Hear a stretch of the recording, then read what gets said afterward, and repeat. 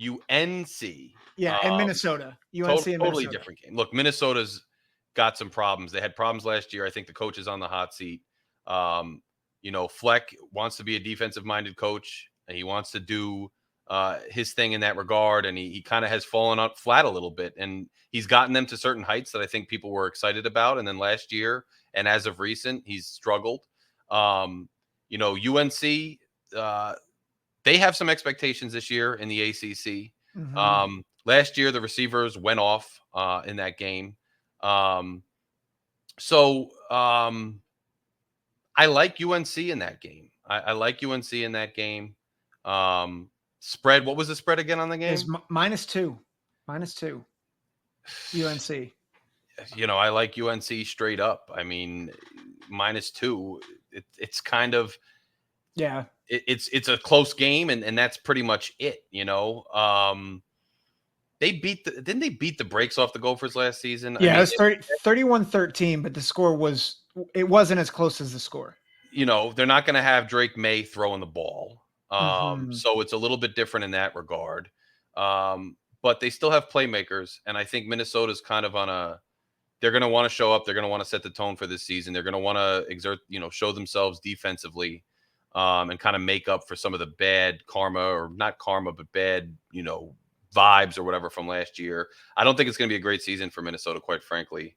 I think UNC, I think they're still going to have guys in the perimeter making plays, and I don't expect Minnesota to really be able to stop them that much. And I think we're going to see a closer game than last year, but I think UNC still comes out on top. So I'm high on Minnesota this year. Interesting. I think a big part of it, I think Max Brosmer coming in fits what they want to do more than Kaliak-Manis did. What concerns me for UNC, they replace almost their entire offensive line. Yes. Max Johnson is kind of a journeyman quarterback, and then the other guy that's kind of his backup, or they might both play. Right. But like they're not Drake May. Right. And not at all. And there's like, if you look at Minnesota, they have, I think, 8 starters back on defense, and they're really high on Ja Joyner at rush end. Mm-hmm. And so I think there's certainly opportunity for UNC. I mean, there's a reason why it's a close spread. And I think my feel on this game is actually, it's a little similar to the Virginia Tech Rutgers game later on. Although I picked it early in the season, but I want to repick that week. But I think Virginia Tech, got the doors blown off by Rutgers, but I think they got better and improved. I think Minnesota, particularly with the transfer portal, got a lot better. Right. And my biggest concern right now with Minnesota is, does Daniel Jackson and Darius Taylor play? Right. Because I think Taylor is a special back. Mm-hmm. They have a really good offensive line, like Ariante Ursary, that's his last name. Like, gonna be a top 3 round pick, I think. Like, really good left tackle. If Daniel Jackson and Darius Taylor don't play, I think it's a dogfight, and I think UNC probably comes out on top. I've got it 26-17 Minnesota if they both play. Okay. Or no, sorry, 27-16. Because I think North Carolina is going to struggle to score touchdowns because of the quarterback. Like, I think they'll drive the ball. I think they'll get big plays. Right. I just don't know if they're going to get to the end zone a lot. Yeah, it could be a different situation, and they're losing some guys. The quarterback's a huge difference. So when you don't have that kind of signal caller, your whole team's going to change. So that goes a long way. I think Minnesota traveling too might have something to do with it. It's not like west to east, but it's, Midwest to east. And I don't know that UNC is notorious for their football crowds, but Yeah. Well, it's at Minnesota. Oh, it's at Minnesota. Yeah. Okay. So I'm lost. Yeah. So it's at Minnesota. I don't think I set you up well for that. No, I didn't know. I don't know why I thought it was in UNC. Yeah. That changes my perspective a bit on it too, quite frankly.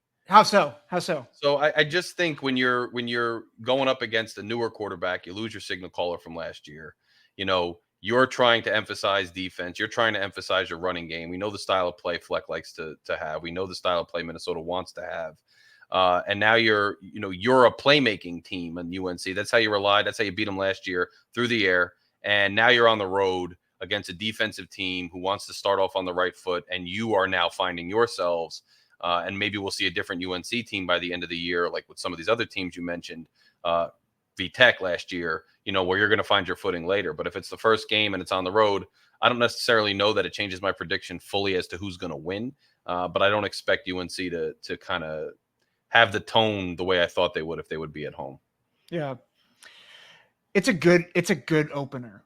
It is. No, there's some games that are good games. Like they're not Yeah. just, lining up to knock them down games. And that's a good one. I mean, for both teams and where they want to go, a barometer for does Minnesota regain their footing this year, and a barometer for can UNC kind of pick up where they left off to some extent and kind of rebuild and reload here. So an interesting game one way or the other. The fact that maybe that's why I thought it too, that UNC had that slight edge.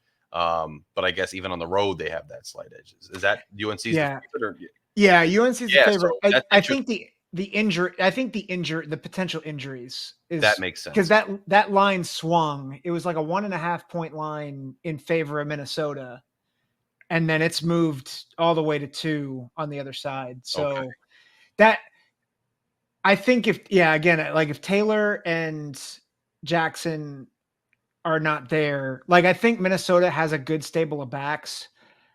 I just think without Taylor, that really changes the game for me, because I think part of what I think Minnesota's pathway to victory is running the ball and sustaining drives and then letting Brosmer go off play action.